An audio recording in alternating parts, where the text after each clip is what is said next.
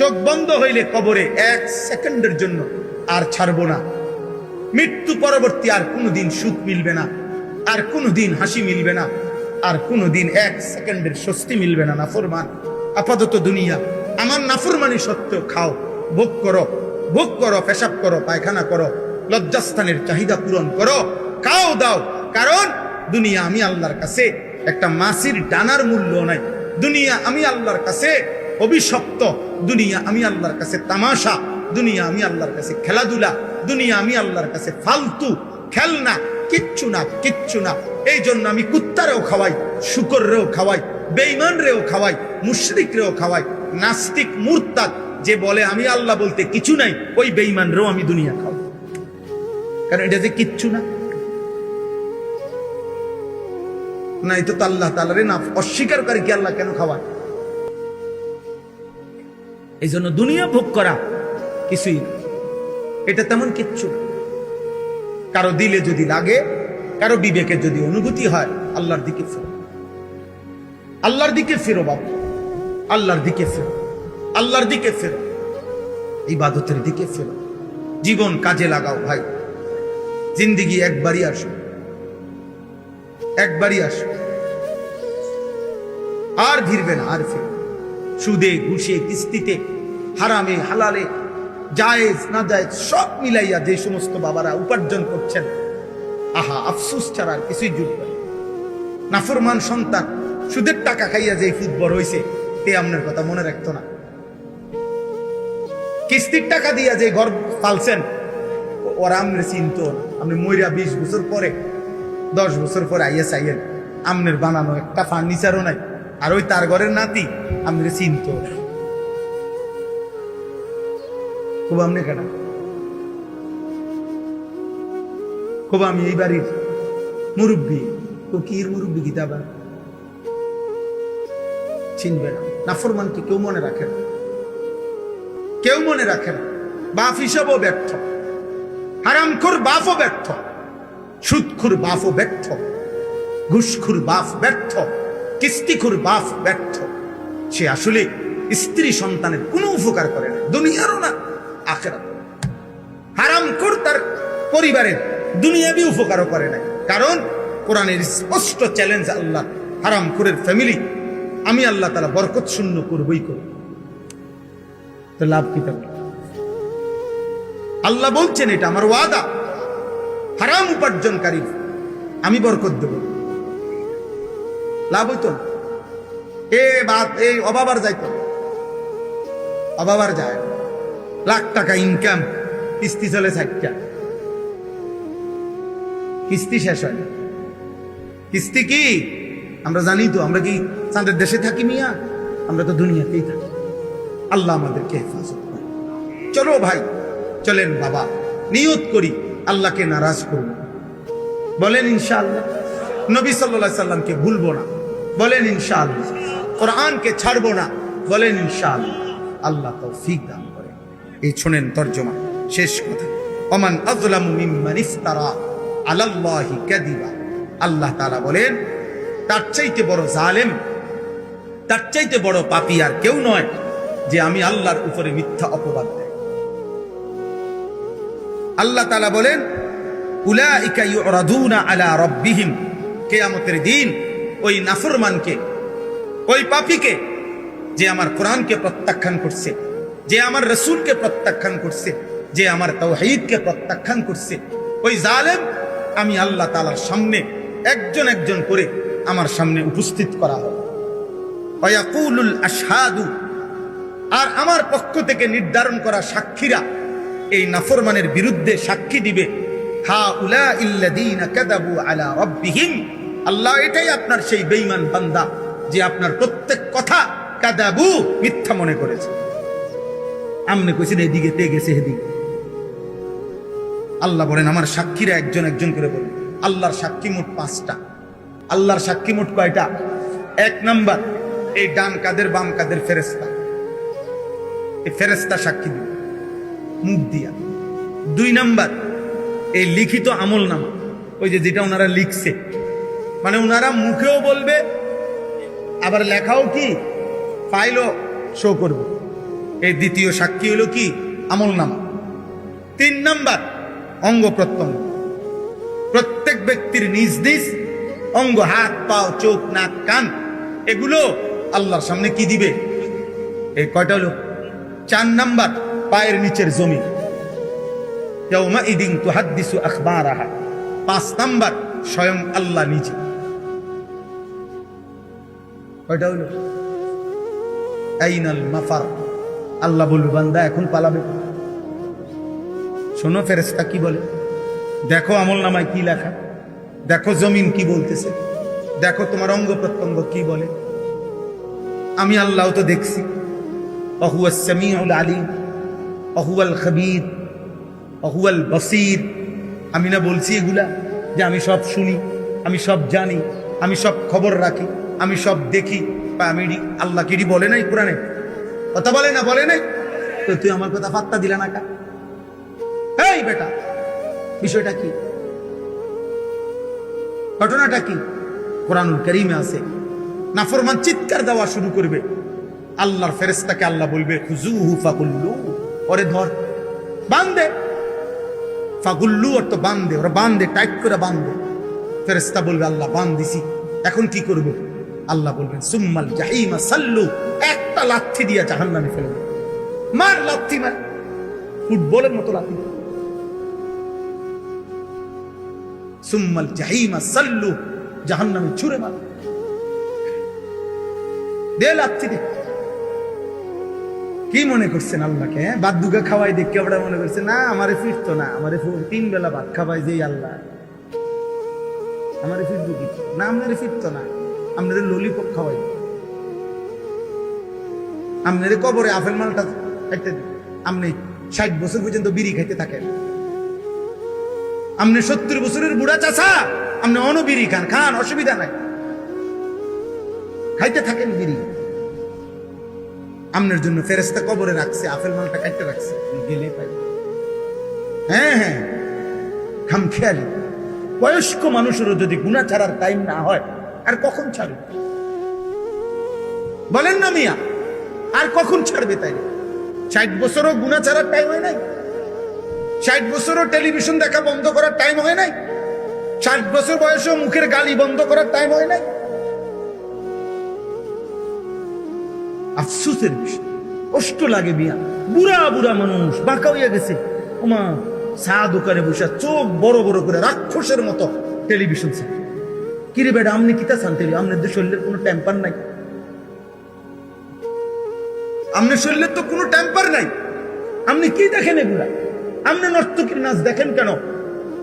আপনি জোয়ান বেডির নাচ দেখেন কেন? আপনার শরীরে আসেনি কিছু? আশ্চর্য, আফসোসের বিষয়। আখেরাত কেমন বলা হচ্ছে যে 70 বছরও আখেরাত মনে পড়ে না। আর কখন মনে পড়বে রে আব্বা? রাগ হইয়েন না, আমি না বললে বলবে কে? আলেম না বললে বলবে কে? আপনারে মনে করাই দিব কে? কথা বলে না, আপনারে মনে করাই দিব কে? আমরাও শুনতে যাই। আলহামদুলিল্লাহ, আমার শায়েখ আল্লামা মুফতি মুশতাকুন নবী কাসিমি হযরত বয়ান করে, তো আমরা নিচে বসে শুনি।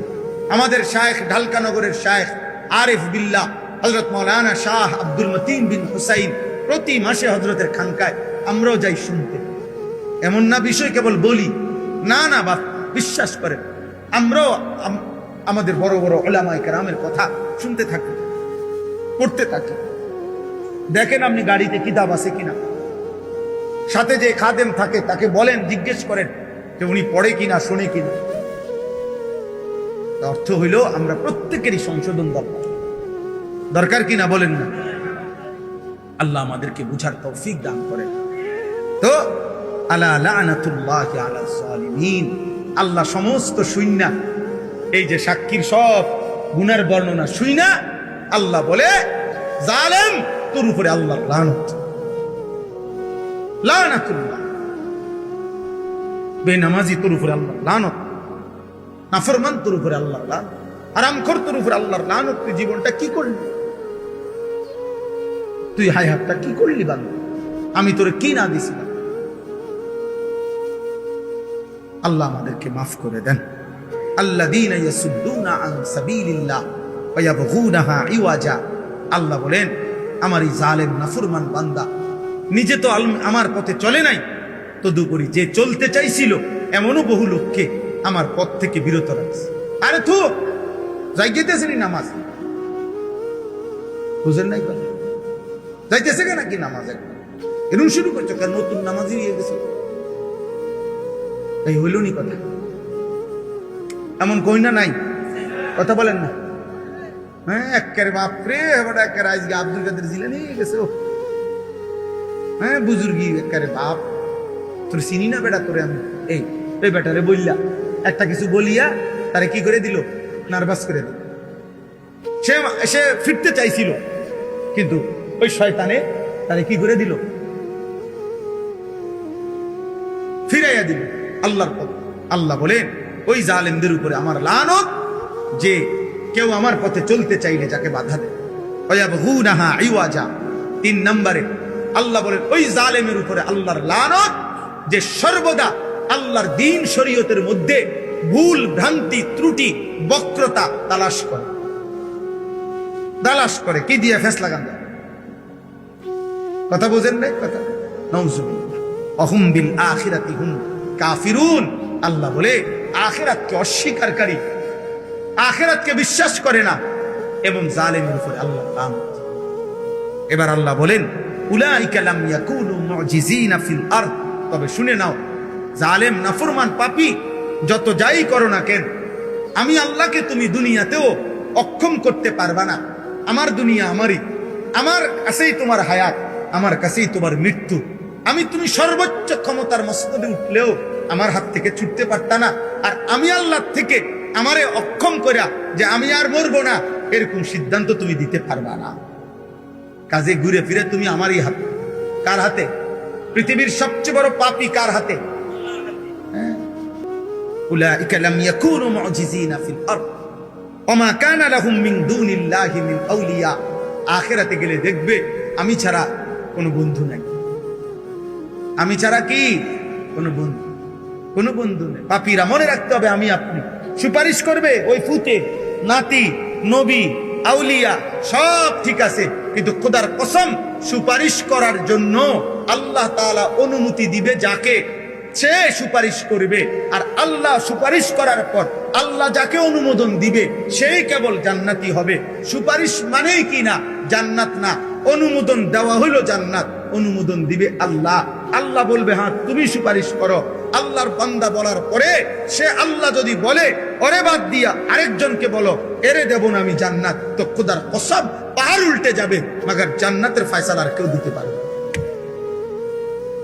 আবু তালেব ঈমান আনুক, নবী চায় নাই? কথা বলেন না কেন? আবু তালেব ঈমান আনুক, নবী চাইছিলেন? আবু জাহেল ঈমান আনুক, নবী চাইছিলেন? আবু লাহাব ঈমান আনুক, নবী চাইছিলেন? তো আল্লাহ বলছে বন্ধু তার ব্যাপারে আপনার দাওয়াত আমি গ্রহণ করলাম না। আবু বকরেরটা গ্রহণ করলাম, ওমরেরটা গ্রহণ করলাম, উসমানেরটা গ্রহণ করলাম। তো আল্লাহ এও কুরাইশ বংশের, এও কুরাইশ বংশের, এরটা গ্রহণ করলেন কেন, এরটা গ্রহণ করলেন না কেন? আল্লাহ বলেন ফয়সালা আমার, দাওয়াত আপনার। দাওয়াত দিবেন আপনি, সিদ্ধান্ত দেবে আল্লাহ। ঠিক সুপারিশ করবেন আপনি, সিদ্ধান্ত দিবে কে? কি বুঝা আছেন? নবী সুপারিশ করবে 100 বার, হাফেজ আলেম সুপারিশ করবে 100 বার, পীর আউলিয়া আল্লাহর নেক বান্দা সুপারিশ করবে, ঠিক আছে সব, কিন্তু আপনাকে যে ছাড়বে তার নিশ্চয়তা কি? তার নিশ্চয়তা কি?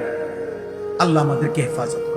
وضل عنهم ما كانوا يفترون لا جرم أنهم في الآخرة هم الأخسرون إن الذين آمنوا وعملوا الصالحات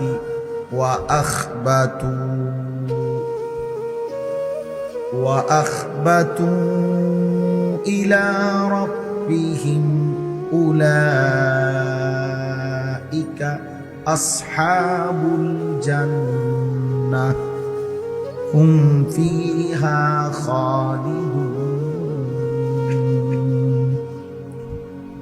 مثل الفريقين كالأعمى والأصم والبصير والسميع هل يستويان مثلا أفلا تذكرون صدق الله مولانا العظيم قال نبينا صلى الله عليه وسلم إن الله يرفع بهذا الكتاب أقواما ويضع به آخرين اللهم صل على محمد وعلى آل محمد كما صليت على إبراهيم وعلى آل إبراهيم إنك حميد مجيد اللهم بارك على محمد وعلى آل محمد كما باركت على إبراهيم وعلى آل إبراهيم إنك حميد مجيد سبحانك لا علم لنا إلا ما علمتنا إنك أنت العليم الحكيم الحمد لله আল্লাহ পাক রব্বুল ইজ্জত যুল জালাল ওয়াল ইকরামের ফজল করম রব্বুল আলামিনের ইহসান মেহেরবানি দয়া আল্লাহ তাআলা আমাদেরকে আজ 18 জুলাই 2026 রোজ শনিবার বিবাড়িয়া জেলা নবীনগর উপজেলাধীন ভোলাচং হাই স্কুল মাঠে আহলুস সুন্নাহ ওয়াল জামাআ পাঠাগারের উদ্যোগে আজকের এই মুতাবাররাক পঞ্চম বার্ষিক ওয়াজ মাহফিলে আল্লাহ তাআলা আমাদেরকে আসবার বসবার আল্লাহর জন্যই জমা হওয়ার তৌফিক দান করেছেন আলহামদুলিল্লাহ। ভাইয়া আপনি এই মোবাইলটা বন্ধ করে দেন।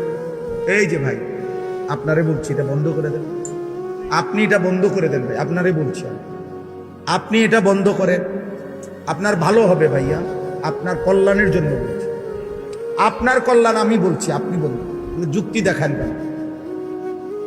আপনার জন্য আমি বললাম, আপনি আমার শ্রোতা না, এখন কথা বলেন না, আপনি আমার শ্রোতা কিনা এখন? ঠিক আছে যান, ঠিক আছে আপনি যান, ঠিক আছে ভাইয়া। মূলত আমরা কেন চাই, মূল প্রশ্ন হলো প্রত্যেক ব্যক্তি, হ্যাঁ মাশাআল্লাহ চাচার সামনে এসে বসে,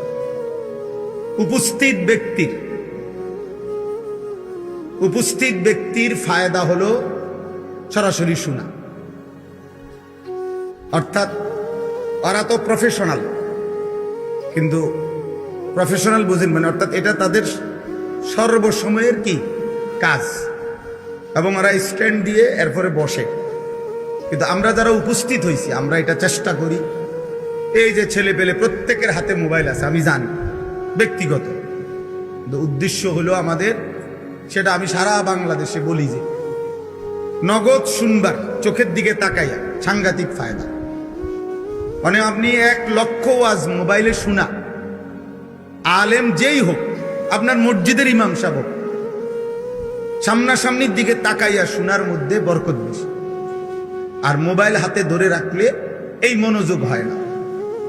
এই আমি এখানে পড়ছি আপনার ঘরে শোনাবো, এখানেও একটা আয়াত আছে, আল্লাহ তাআলা বলছেন কোরআনের একাধিক জায়গা, আল্লাহ তাআলা বলছে 3 জিনিস একত্র করো, 1 কান, 2 চোখ, 3 দিল।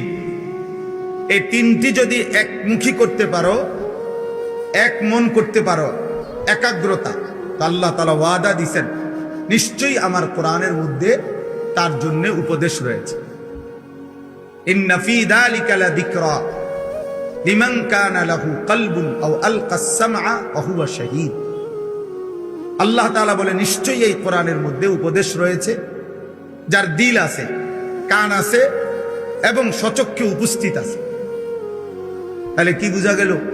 এই 3 অঙ্গ যখন কেউ একসাথে করে শুনে, তাইলে তার হৃদয়ে কথা পৌঁছে, তার অন্তরে কথা পৌঁছে।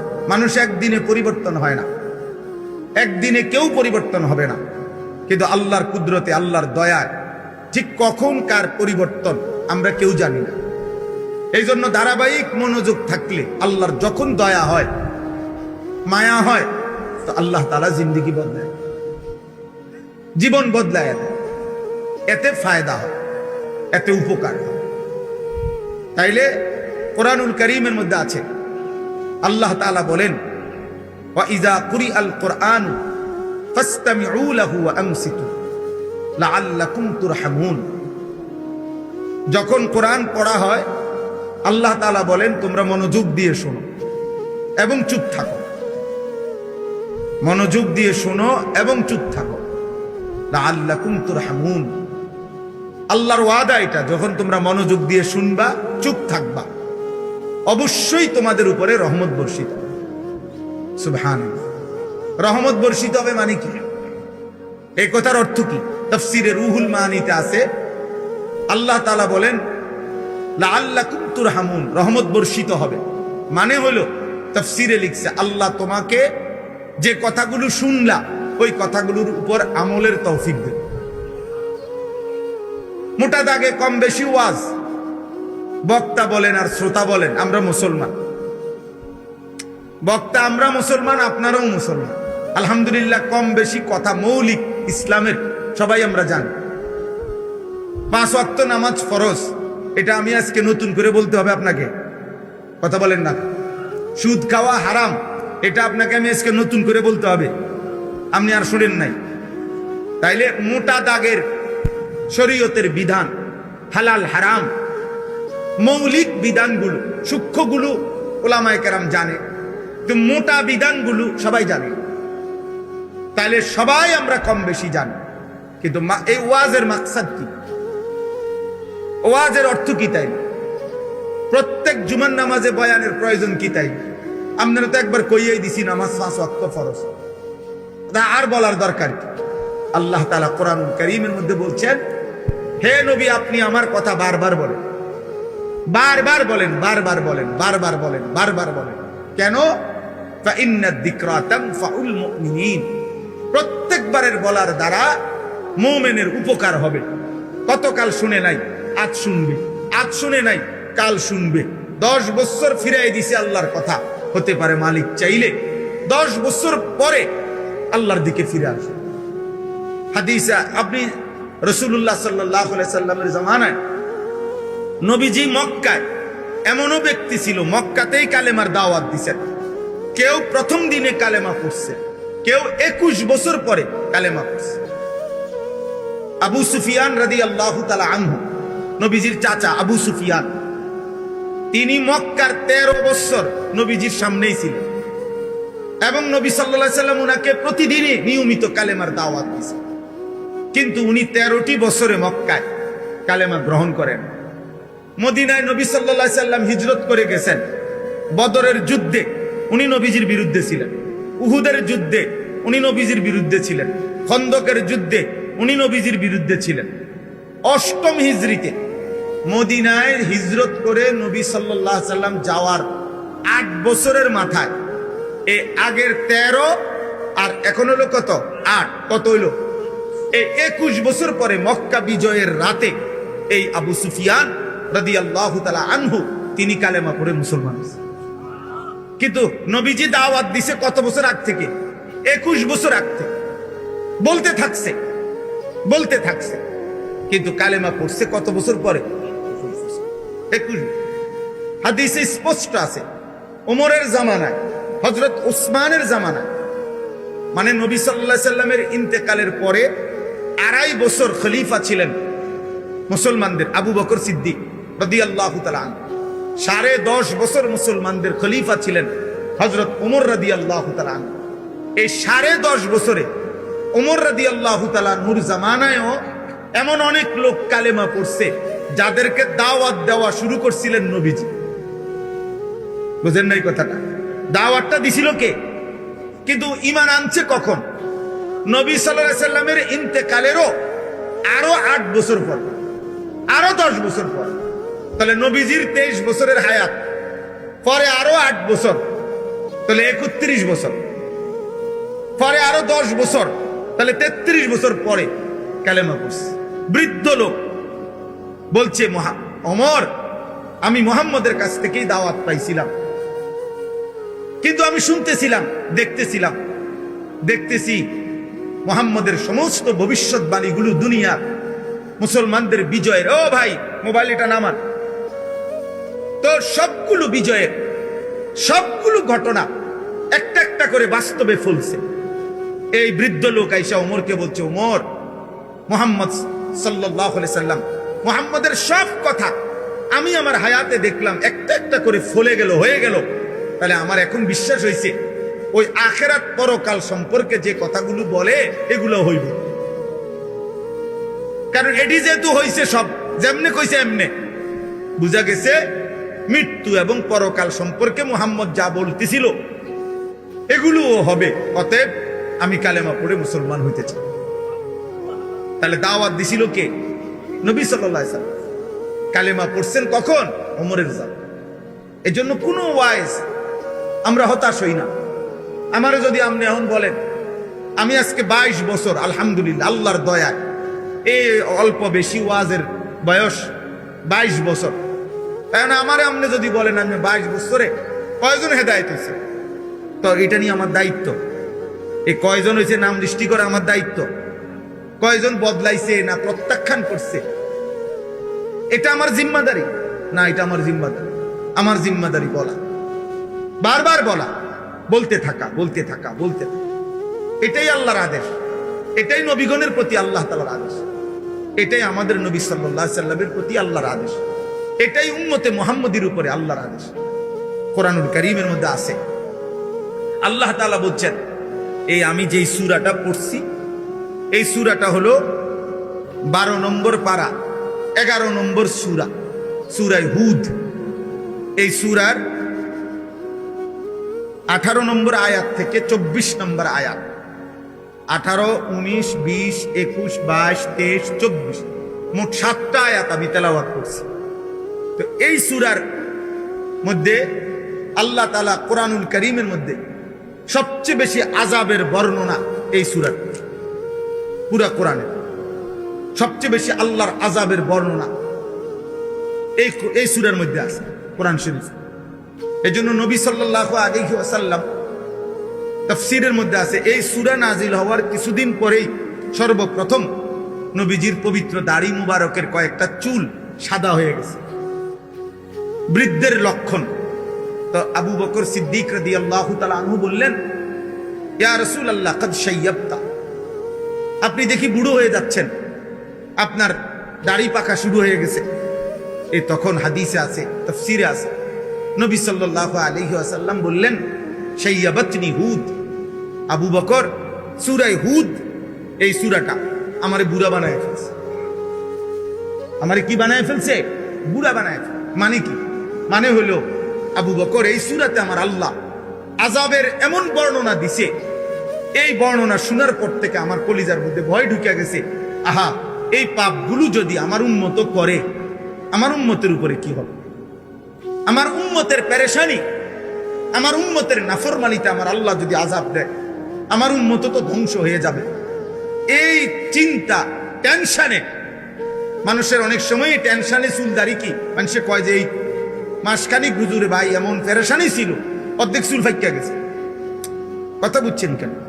আমার ওই দিন একজনে বলতেছে, হুজুর একটা বিল্ডিং করতে গিয়া চুল সব ফাঁকা ধরে গেছে। এই কয়দিন আগে বলতেছে দোয়া চাইছে, একটা বিল্ডিং এর কয় মিস্ত্রির লগে যুদ্ধ করতে করতে এমনি কইলে হেমনে, হেমনে কইলে এমনি, স্বাভাবিক কয় যে একের চুল ফাইকা গেছে। তাইলে আযাবের বর্ণনা শুনে উম্মতের পেরেশানিতে নবী সাল্লাল্লাহু আলাইহি সাল্লামের দাড়ি মোবারকের চুল পাকা শুরু হয়ে গেছে।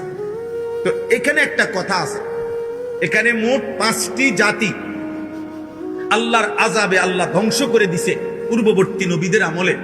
এই ঘটনাগুলো 5টা জাতির ঘটনা পরপর এই এক সূরাতে ধারাবাহিকভাবে আল্লাহ উল্লেখ করছে। 5টি জাতি, 5 জন নবীর কওম।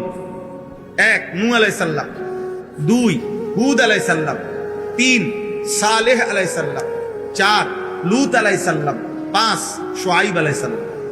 এই 5 জন নবীর কওমের সম্প্রদায়ের জাতির নাফরমানি এত বেশি সীমা লঙ্ঘন করছে তারা, আল্লাহ তাআলা এই 5 জন নবীর জাতিকে একেবারে পুরা কওম আল্লাহ তাআলা ধ্বংস করে আযাব দিয়ে শেষ করে দিয়েছে। নাউযুবিল্লাহ। তো এই বর্ণনাগুলো এখানে ধারাবাহিক আছে।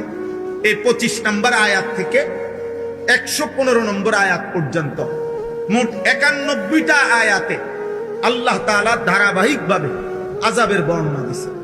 শাস্তির বর্ণনাগুলো উল্লেখ করছে 5টা জাতির কওমের। তো এরপরে দেখেন সর্বশেষ সমস্ত বর্ণনা আযাবের শেষ করে আল্লাহ তাআলা একটা কথা নবীজিকে শুনাইছেন যে, হে বন্ধু, এই যে পূর্ববর্তী 5টি জাতিকে আমি শেষ করে দিলাম আযাব দিয়ে। কেন? চূড়ান্ত আযাব দিয়ে একেবারে কোলের বাচ্চা, দুধের বাচ্চা, নারী, পুরুষ, জওয়ান, বুড়া, পুরা জাতি একসাথে শেষ করে দিছি। কেন দিলাম? ছোট বাচ্চাও ছিল, কোলের বাচ্চাও ছিল, সব শেষ করে দিছে আল্লাহ। কেন? প্রশ্ন হলো কেন?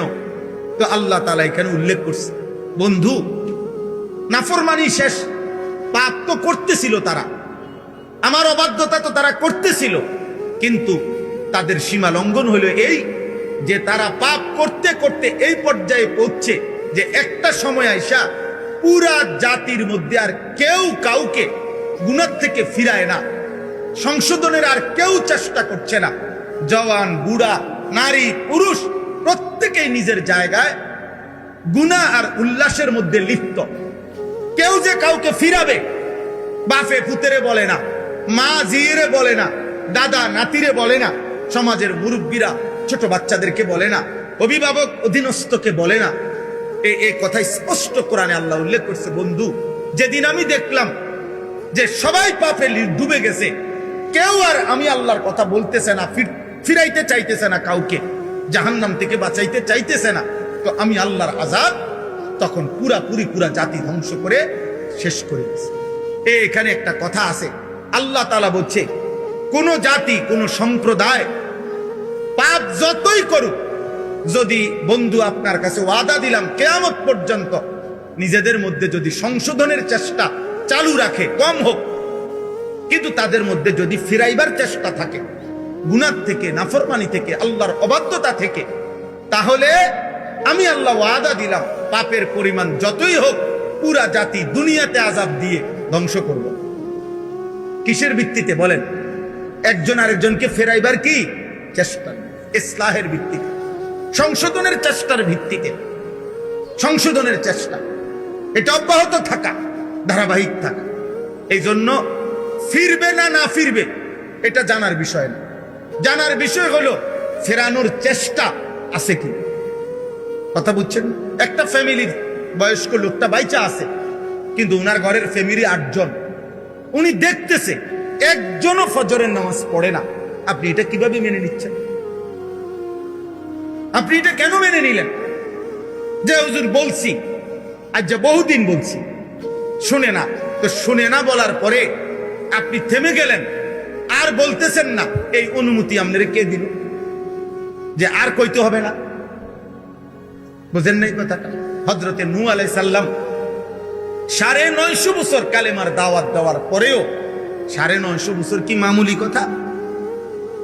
950 বছর একটানা একটি মানুষ, একজন নবী এভাবে দিবা নিশি মানুষকে বলার পরেও যেদিন নৌকা ছাইরা দেয়, কোরআন শরীফে এই সূরাতে আছে, ওয়াফারাত তান্নুর, উনি দেখতেছে দূরে পানি উঠে গেছে, তুফান শুরু হয়ে গেছে, বন্যা শুরু হয়ে গেছে, নাফরমান ডুবা শুরু হয়ে গেছে, এরপরেও শেষ মিনিট পর্যন্ত ওনার ছেলে কেনান, এই কাফের ছেলেটাকে জাহান্নাম থেকে বাঁচাইবার জন্য ইমানের দাওয়াত দিতেই থাকছে। আল্লাহ কোরআনে বলেন, ওয়াহালা বাইনাহুমাল মাউজ ফাকানা মিনাল মুগরাকিন। নূহ তার কালেমার দাওয়াত দিচ্ছিল, এই অবস্থায় চূড়ান্ত লাস্ট মুহূর্তে ছেলেটার পিঠে একটা ঢেউ আইসা ধাক্কা দিল, আর ছেলেটা ডুবে গেল, কিন্তু ওই পর্যন্ত তিনি আল্লাহর দিকে দাওয়াত দিয়েছেন। তাইলে মৃত্যুর মুহূর্ত পর্যন্ত, শেষ নিঃশ্বাস পর্যন্ত আল্লাহর দিকে ডাকা বন্ধ করছে? কথা বলেন না কেন? কিন্তু ছেলেটা শেষ পর্যন্ত ঈমান আনছে। তাইলে নূহ নবী শেষ পর্যন্ত বলছে? কথা বলেন না? ছেলেটা শেষ পর্যন্ত ঈমান আনছে। তাহলে শেষ পর্যন্ত ঈমান না আনুক, আপনার মৃত্যুর দিন পর্যন্ত আপনার ছেলে নামাজ না পড়ুক, আপনার স্ত্রী বেপরদা চলুক, কিন্তু দেখার বিষয় আপনি বলছেন, আপনি বলা বন্ধ করতে পারতেন না। আপনার বলা বন্ধ করার কি নাই? অনুমতি নেই। ওমা কানা রাব্বুকা লিইহলিকাল কুরা বিযুলমিন ওয়া হুম মুসলিহুন। আল্লাহ বলেন, যদি তোমাদের সম্প্রদায়ের মধ্যে ইসলাহের চেষ্টা থাকে, একজন আরেকজনকে ফিরাইবার চেষ্টা যদি করতে থাকো তোমরা, তো আমি আল্লাহ ওয়াদা দিলাম, পাপের পরিমাণ যতই হোক আমি পুরা জাতি একসাথে শেষ করব। এটা আল্লাহর ওয়াদা, এটা আল্লাহর ওয়াদা। 950 বছর পড়ার পরেও উনি থামে নাই। আচ্ছা, আপনারা বলেন, আমাদের প্রিয় নবী সাল্লাল্লাহু আলাইহি সাল্লামের চাচা আবু তালেব 38 বছর নবীজির পাশে ছিল, নবীজির সেবা করছে, নবী সাল্লাল্লাহু আলাইহি সাল্লামকে আগলাইয়া রাখছে আবু তালেব মোট 38 বছর। কত বছর? 12 বছর বয়সে নবী সাল্লাল্লাহু আলাইহি সাল্লামের দাদা যখন ইন্তেকাল করে, এই 12 বছর বয়সে দাদা আব্দুল মুত্তালিব নবী সাল্লাল্লাহু আলাইহি সাল্লামকে আবু তালেবের হাতে তুলে দিয়ে গেছে, ছেলের কাছে ভাতিজাকে দিয়ে গেছে, বলছে আমার নাতি নবী সাল্লাল্লাহু আলাইহি সাল্লামের আব্বা জান তো ইন্তেকালই করছে, তো এই আবু তালেব দিয়ে গেছে দাদা আবু তালেবের হাতে। আর আমাদের নবী সাল্লাল্লাহু আলাইহি সাল্লামের বয়স যখন 50 বরাবর, তখন আবু তালেব ইন্তেকাল করছে। তাহলে 12 বছর থেকে 50 বছর, এই কয় বছর হয়? 38 বছর। 12 থেকে 50 হলো কত? 38 বছর। আচ্ছা, এই 38 বছরের মধ্যে নবীজি যে কালেমার দাওয়াত দিছে, এই সময় সীমা হলো 10 বছর। কারণ নবীজির বয়স হলো 50, তখন মারা গেছে আবু তালেব। তাইলে নবীজিকে ইসলামের দাওয়াত অবস্থায় পাইছে কয় বছর? কেমনে বুঝলেন? ওই 40 থেকে কত? 50। কারণ তিনি দাওয়াত দেওয়া শুরু করছে মানুষকে কত বছর বয়সে? 40 বছরে। তাইলে আবু তালেবকে নবীজি কালেমার দাওয়াত দিছে 10 বছর। কত বছর? একটানা 10টি বছর বলার পরেও বুখারী শরীফের রওয়ায়াত একেবারে স্পষ্ট, লাম্মা হাদারাতিল ওয়াফাত, আবু তালেবের যখন মৃত্যুর মুখে, মুমূর্ষ, শেষ নিঃশ্বাস যাবে, এই সেকেন্ড পর্যন্ত খোদার কসম আল্লাহর নবী সাল্লাল্লাহু আলাইহি সাল্লাম উনাকে কালেমার দাওয়াত দিয়েছে। কুল লা ইলাহা ইল্লাল্লাহ কালিমাতান আশহাদু লাকা বিহা ইনদাল্লাহ। বলছে, চাচা শেষবারের মতো বলতেছি, একটা বার শুধু আপনি লা ইলাহা ইল্লাল্লাহর কালেমাটা একটাবার পড়েন চাচা, একবার জলদি বলেন, আমি এই একবারের বলা আপনার ইমানের কালেমা দিয়ে আখিরাতে আল্লাহর সামনে হাসরের ময়দানে আমি আপনার পক্ষে সাক্ষ্য দেব যে আমার চাচা ঈমান আনছে। কিন্তু আবু তালেব, হাদিসে আছে, ফালাম ইয়াজাল রাসূলুল্লাহ সাল্লাল্লাহু আলাইহি ওয়াসাল্লাম, নবীজি বারবার বলতেছিলেন ওয়ায়ুঈদুহুম তিলকাল মাকালা। আর পাশে দুইজন কাফের, একজন আবু জাহল, আরেকজন হলো উমাইয়া ইবনে খালফ, এই দুই বেঈমান পাশে বৈশা বারবার বলতেছিল, আবু তালেব কালেমা বলিস না, তুই আমাদের সাথে আজীবনের সঙ্গী, তুই বলিস না, তুই আমাদের বংশে বেইজ্জতি করিস না। এইভাবে একদিকে এই দুই বেঈমান নিষেধ করতেছে, এদিকে নবী সাল্লাল্লাহু আলাইহি সাল্লাম শেষ নিঃশ্বাস পর্যন্ত বলছে। এখন আমায় আপনি এখানে বলেন, আপনারাই বলেন, আবু তালেব কালেমা পড়ছে? নবী সাল্লাল্লাহু আলাইহি সাল্লাম শেষ মুহূর্ত পর্যন্ত বলছে? আবু তালেব শেষ মুহূর্ত পর্যন্ত গ্রহণ করছে?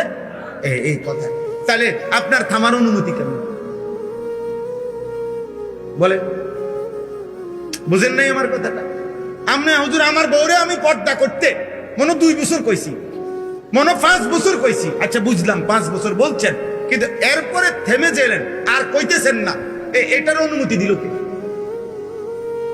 আমার ফুলাডারে হুজুর আমি মনে 50,000 বার বলছি নামাজ পড়তে, হুজুর পড়ে না। আচ্ছা ধরে নিলাম 50,000 বারই বলছেন, কিন্তু 50,000 বারের পরে আর বলতে হবে না, এই ফয়সালা নিলেন কেমন? বুঝেন নাই কথাটা? এই সিদ্ধান্ত নিলেন কিভাবে? আমি কই কোরআন সুন্নাহর মধ্যে তো আপনার জন্য এমন কোনো অনুমতি নাই যে তুমি 10 বার বলিয়া 10 বছর বলার পরে আর বলতে হবে না, 11 বছর বলার পরে আর বলতে হবে না, 1 লক্ষ বার বলিয়া সারলে এরপরে আর বলবা না, এমন অনুমতি আছে? তো নবী সাল্লাল্লাহু আলাইহি ওয়াসাল্লাম হযরতে জিবরাইল সামনে দাঁড়িয়ে, মালাকুল মউত আজরাইল সামনে দাঁড়িয়ে, এই দুইজন ফেরেশতা শেষ মুহূর্তে আল্লাহর নবী সাল্লাল্লাহু আলাইহি সাল্লাম যখন রূহ মুবারক জান কবজ করবে, এই সময় আম্মা জান আয়েশা নবীর স্ত্রীর বুকে মাথা রাখা অবস্থায় নবীজি ছিলেন। এই সময় নবী সাল্লাল্লাহু আলাইহি সাল্লামের রূহ মুবারক কবজ করছে। তো এই সময় নবীজি বললেন, আয়েশা আমি চলে যাচ্ছি আমার আল্লাহর কাছে, তবে যাওয়ার মুহূর্তে আমার উম্মতের জন্য আমার আখিরি ওসিয়ত আমি তোমার মাধ্যমে বলে গেলাম, আসসালাত আসসালাত আসসালাত। আমার উম্মতকে শেষবারের মতো বইল যে তোমাদের নবী শেষবারের মতো বলে গেছে, নামাজ নামাজ নামাজ। তাহলে নবী সাল্লাল্লাহু আলাইহি ওয়াসাল্লাম উম্মতকে বলা বন্ধ করে দিছে কোন দিন? ইন্তেকালের 3 মাস আগে। কথাটা থেমে গেছে তিনি, তাহলে আপনি থামলেন কেন? আপনি কেমনে বললেন এই অজাতে আর মানুষ হইতো না? আপনি বলেন, আপনি কেমনে বুঝে ফেললেন যে এই সমাজের ছেলেরা বদলাবে না? আপনি কেমনে বুঝলেন? এই পৃথিবীতে 100 খুনের আসামি, 100 খুনের ডাকাত, সে আল্লাহর ওলি হয় নাই? এই পৃথিবীতে বেশ্যা নারী, সে আল্লাহর ওলি হয় নাই? তো আপনার ফুটকি এত খারাপ হয়ে গেছে?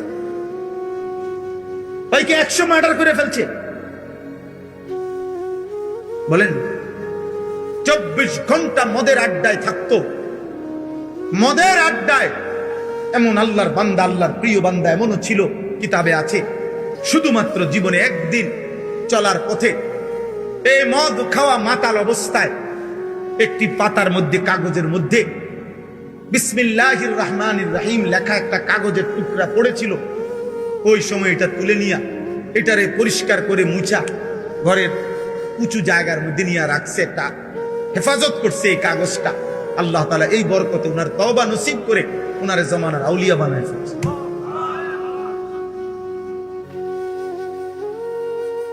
হ্যাঁ, হযরত মুহাম্মদ ইবনে মাসলামা আল কানাবী আমরা কিতাবে পড়ছি, হাদিসের জগতে শ্রেষ্ঠ একজন মুহাদ্দিস। হাদিসের জগতে বাজারের মধ্যে মাস্তানি করতেন।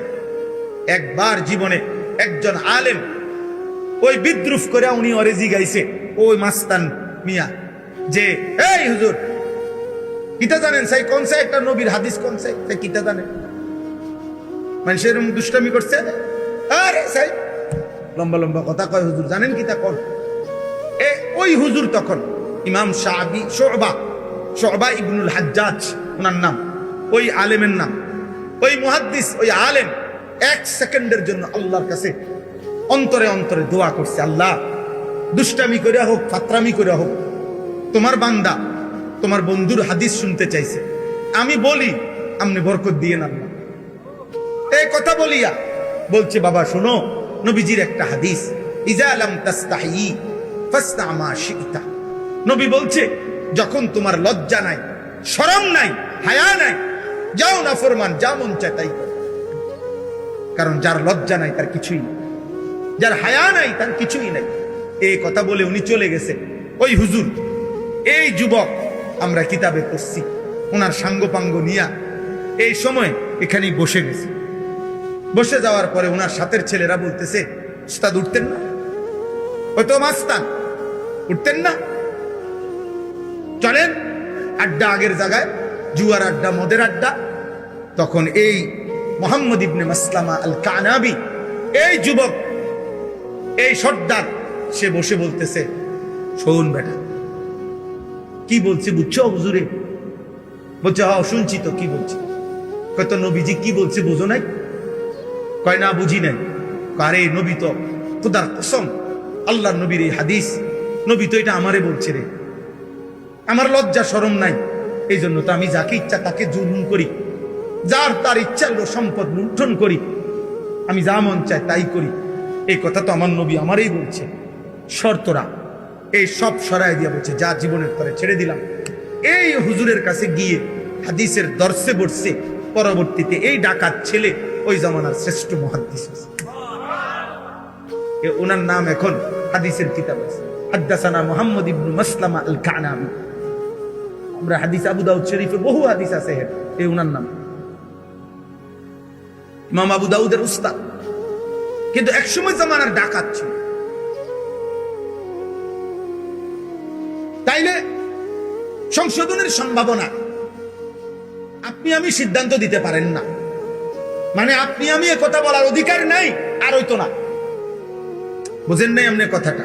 আল্লাহ তাআলা হাদিসে আছে, নবীজি বলছেন 90 বছরের বুড়া, 90 বছরের বুড়া কোনদিন রাত গভীরে যদি 90 বছরের নাফরমান বুড়াও যদি গভীর রাতে একাকী চোখের পানি ফেলে পিছনের জিন্দিগির গুনাহ ছেড়ে দিয়ে আল্লাহর কাছে কায়মন বাক্যে তওবা করে মাফ চায়, নবীকে আল্লাহ ওয়াদা দিছে, বন্ধু 3টা শর্ত যদি আমি পাই, 1 গুনাহ ছেড়ে দিছে, 2 আর করবে না ওয়াদা দিছে, 3 লজ্জিত আর অনুতপ্ত হয়ে আমার কাছে মাফ চাইছে। বন্ধু আমি খোদার কসম, আমি আল্লাহর জাতের কসম, আমি 90 বছরের টানা গুনাহ নাফরমান আমি তারও মাফ করব। শর্ত হইল এই 3টা হইতে হবে, সে গুনাহ ছেড়ে দিতে হবে, আর করবে না, ওয়াদা দিতে হবে, লজ্জিত হয়ে আমার কাছে মাফ চাইতে। তাহলে যে মালিক 90 বছরের গুনাহ মাফ করে দিতে প্রস্তুত আছে, সেই মালিকের থেকে আপনি কাউকে নিরাশ করে দিবেন কেন? বুঝেন নাই কথা? আপনি তাকে না তারে দিয়ে হইতো না, কিতা হইতো না, আপনি কেমনে বুঝলেন? আপনি কেমনে বুঝলেন তারে দিয়ে হইতো না? এই ব্যাটারি দিয়ে হইতো না কেন? এই জন্য আমি আজকেও বুঝাইছি এক ভাইকে, যে ভাইয়া সবার আগে মনে রাখবেন, আপনি এই মহিলারে বদলাইয়া যে মহিলা নিবেন ওইটাও মহিলাই। এই জন্য প্রত্যেক পুরুষের বাবা, আমি প্রসঙ্গক্রমে বলতেছি, স্ত্রীর যেই কোন রকমের অন্যায় আচরণে আপনার যত পেরেশানি হোক, সমাধান প্রথমেই আপনি তালাকের কাছে যাইয়েন না। সমাধান আপনি কইয়া লাইয়েন না 1 তালাক 2 তালাক, এই সমাধানে যাইয়েন না। আপনি সংশোধনের যত চেষ্টা কোরআনে আছে, রাসূলের হাদিসে আছে, উলামায়ে কেরামের কিতাবে আছে, আপনি আবার বুঝেন, আবার বুঝেন, আবার বুঝেন, আলেমে দ্বীন থেকে বুঝতে চেষ্টা করেন, বুঝতে চেষ্টা করেন। কিন্তু আগে কেউ বুঝতে চায় না, সবাই বুঝতে আসে দিয়ে সেরে। বুঝেন না আপনি কথাটা? 3 তালাক না 30টা দিয়া, এক লগে কতক্ষণ তালাক দিয়া, এরপরে আইয়ে বুঝতে। এখন কি করা হবে? এখন কি করে? এখন বই বইয়ে বন খাইবেন, বুঝেন? অন চা দিয়ে ভিজাইয়া বন খাইবেন। তালাক তো দিছে নি, সারছে তো, আর কি? মাথা ঠিক ছিল না, এত বড় মিথ্যাবাদী, মাথা ঠিক ছিল না। মানুষে পাগল যারা, পাবনা যারা পাগল, যার মাথা ঠিক নাই, তে বুঝি হেনে বইয়ে বইয়ে 1 তালাক 2 তালাক কর। তো তাহলে মাথা ঠিক ছিল না কি তা বলে? এটা কোনো যুক্তি হইল? আপনি বুঝেন নাই এটা?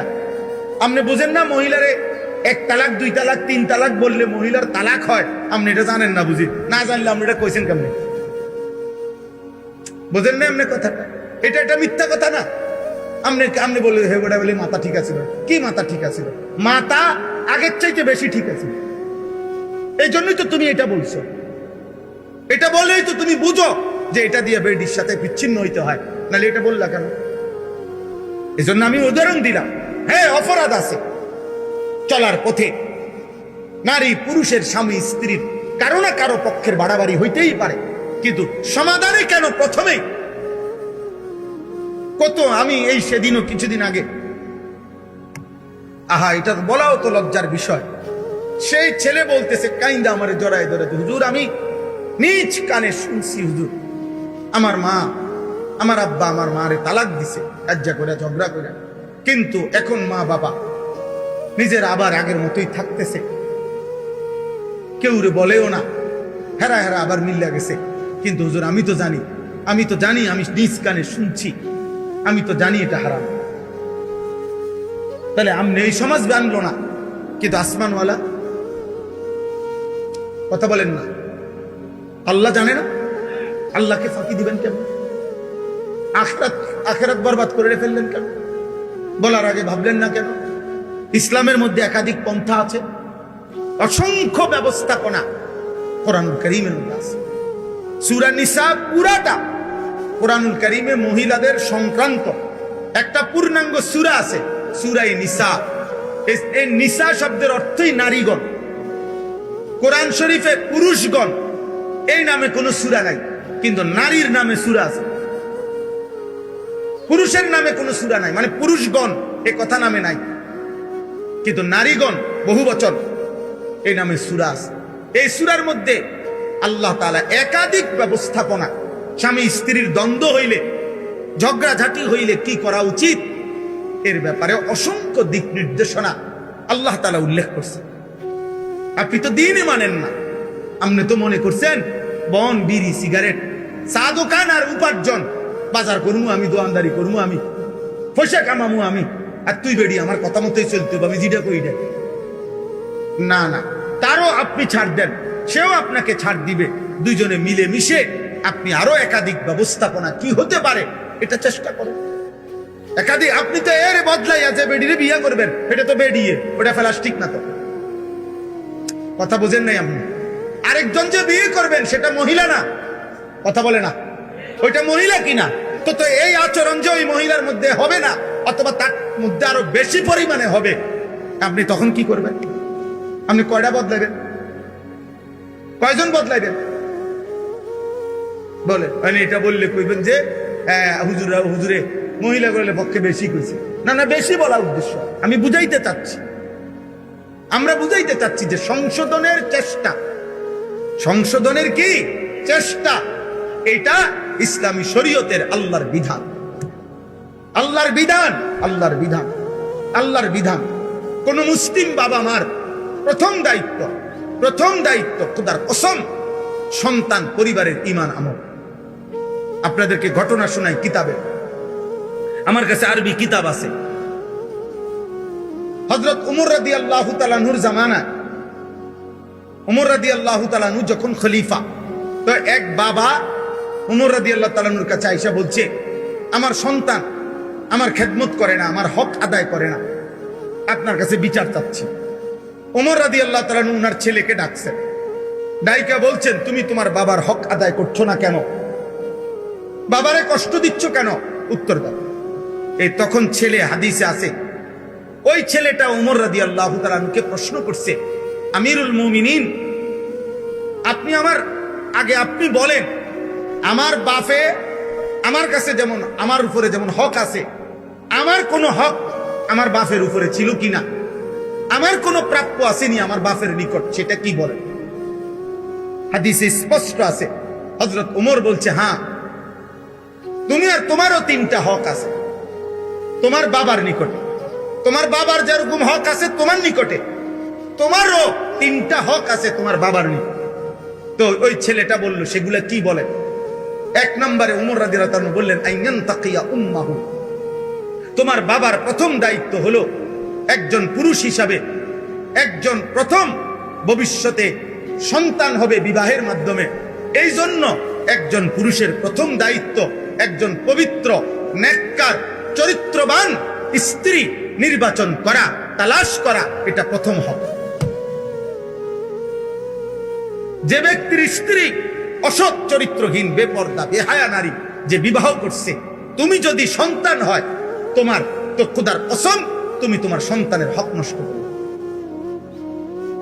তুমি একটি বেহায়া নারীকে তার মা বানাই, যার সাথে তুমি বিবাহ বহির্ভূত হয়তো 5 বছর প্রেম করছো, হারাম সম্পর্ক করছো, এই নারী চরিত্রবান না, এই নারী চরিত্রবান না। এ তোমার জীবনও বরবাদ করবে, তোমার আগত সন্তানের জিন্দগিও বরবাদ। রাস্তার ভালোবাসা আর চটপুটির ভালোবাসা আর সংসারের ভালোবাসা এক কথা না। চটপুটির দোয়ানের ভালোবাসা আর পার্ক আর রেস্তোরাঁ আর মোবাইল আর ফেসবুকের ভালোবাসা, রাত্র গভীরের ইউটিউবের ভালোবাসা, নর্তকীর ভালোবাসা আর বাস্তবতার সংসারের ভালোবাসা এক।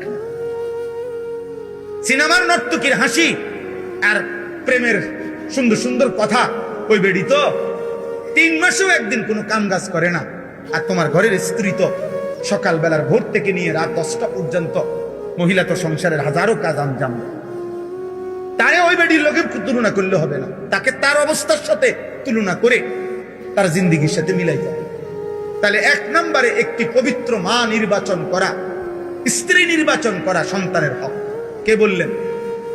কথা বলে না, কে বলছিলেন? 2 আইয়ুহসিনা ইসমাহু, তোমার একটি সুন্দর নাম নির্বাচন করা, একটি সুন্দর নাম রাখা সন্তানের হক বাবার নিকট। 3 নম্বর আইয়ুআল্লিমাহুল কোরআন। হযরত ওমর বলছেন তোমার 3 নম্বর হক সন্তানের তার বাবার মার নিকট, বাবার নিকট তাকে আল্লাহর কোরআন শিক্ষা দাও, আল্লাহর কোরআন শিক্ষা দেওয়া, দ্বীন শিক্ষা দেওয়া। বিশ্বাস করেন ওই ছেলেটা, ওই যুবক তখন বলছে আমিরুল মুমিনিন, মহান আল্লাহকে সাক্ষী রেখে আমার আব্বাকে বলেন উনি আমার এই 3 হক আদায় করছেন। উনি বলেন আমি সব জানি, আমিরুল মুমিনিন আমার মা কেমন ছিল ওনারে বলতে বলে, আমার এটা কি নাম রাখছে আমার নামের অর্থ বলতে বলেন, আর আমার আল্লাহর কোরআন কোনদিন দ্বীন শিখতে বলছে কিনা জিজ্ঞেস করে। হযরত ওমর জিজ্ঞেস করছে বাবা তুমি উত্তর দাও।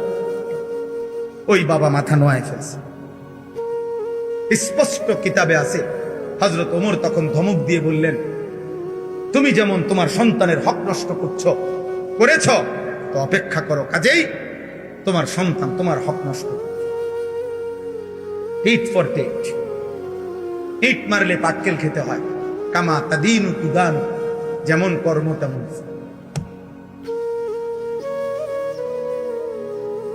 এটা জরুরি। আমি তো এই জন্য ছেলেদেরকে সবসময় বলি আব্বা তোমার আজকের এই মোবাইল, আজকের এই নারীর আসক্তি, আজকে তোমরা যারা নওজোয়ান ছেলে দিবানিশি মোবাইল চালাও, নারী দেখো, ছবি দেখো, অস্থির দৃশ্য দেখো, নামাজ নাই, সেজদা নাই, পাক নাফাক নাই, পবিত্রতার ধার ধারণা। আব্বা মনে রাখো একটা ছেলে, এখানে তো তুমি শেষ না, তুমি তো শেষ না, এখনো না তুমি ব্যাচেলার, এখনো না তুমি অবিবাহিত। আল্লাহ চাহিতো তোমার সংসার হবে, আল্লাহ চাহিতো তোমার ফ্যামিলি হবে, আল্লাহ চাহিতো আবার তোমার ঘরে সন্তান আসবে। সেদিন তুমি আমার 14 বছরের ছেলে মাদ্রাসায় পড়ে, ঢাকা সাইনবোর্ড জামিয়া আশরাফিয়া মাদ্রাসায়। তো এ বছরের শুরুতে রমজানের সময় ওই আমারে বলছিল আব্বু নাহভিমির জামাত, আমার ছেলে এখন যেই জামাতে পড়ে, আব্বু আমি একটা কিতাব আছে গুলিস্তা ফার্সিতে, এইটা কঠিন, আমি এটা পারতাম না, আমি এটা পারি না, বুঝি না, আমি এটা দেখছি একটু।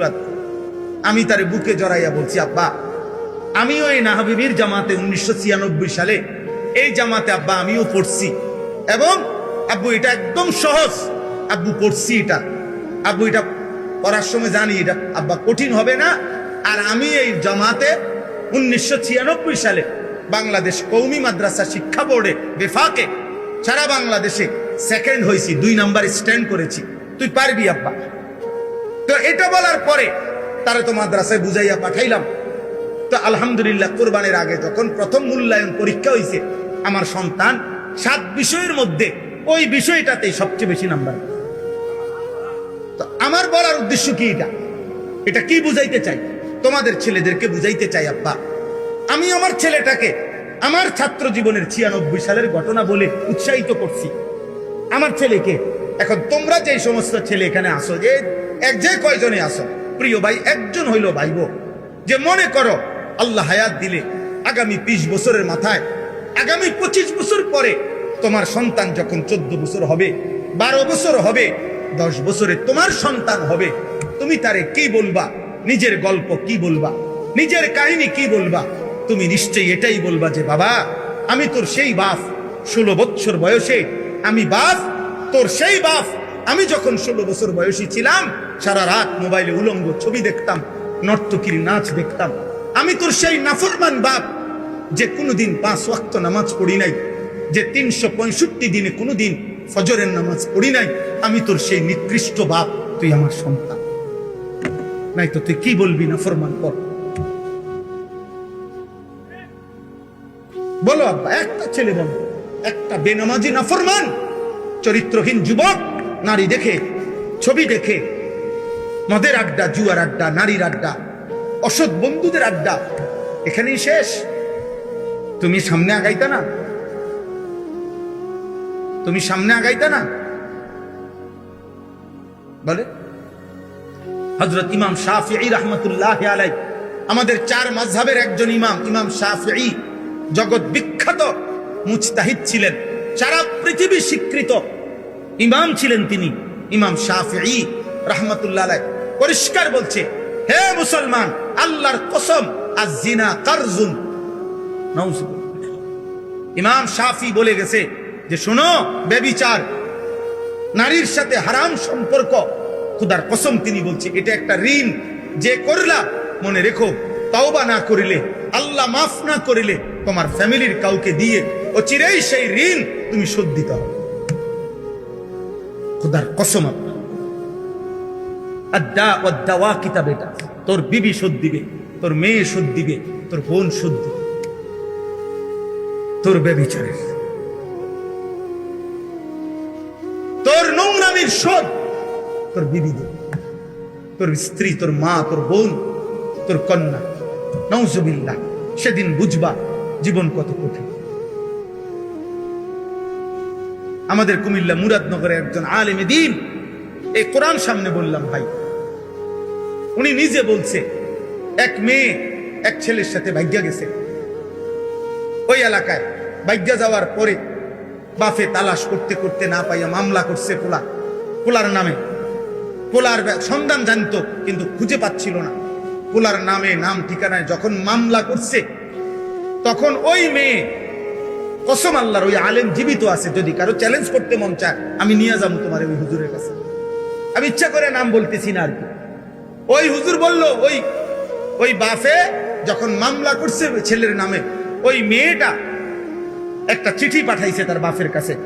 চিঠির মধ্যে লিখছে, আব্বা, যেই কাজটি আপনি আমার মায়ের সাথে, আপনি যেটা করেছিলেন হুবহু আমি তাই করলাম, আমার বেলায় মামলা করলেন কেন? তার মানে আপনি জবাব দেন, আব্বা, আপনি কি আমার মারে ভাগাইয়ে নিয়ে বিয়ে করেন নাই? আমি তো জানি। তো একই কাজ আমি করলাম, এখন আমার বেলায় মামলা দিলেন কেন?